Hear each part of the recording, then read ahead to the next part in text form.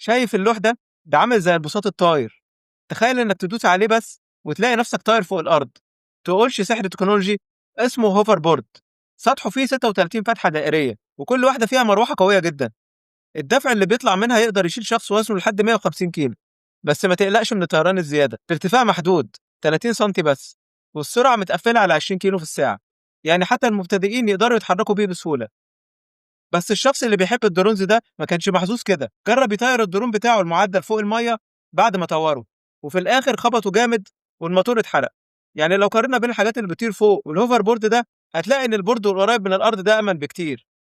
زمان الناس اللي بتحب الطيران كانوا بيحاولوا يقووا الدرونز ويعملوا كبسولات معدن يركبوا جواه، بس للأسف كانت بتفصل فجأة في الهواء ويحصل كوارث. دلوقتي بقى كل اللي عليك تعمله إنك تقف على البورد وتحس إنك بتطفو من غير أي تحكمات معقدة. قول لي بقى إيه رأيك في الهوفر بورد ده؟ وهل لو عندك الإمكانية إنك تشتريه ممكن تشتريه وتجربه؟ قول لي رأيك في التعليقات. وأخيرا لو عجبك الفيديو اضغط لايك وشير وتابعني وانتظر مزيد. شكرا.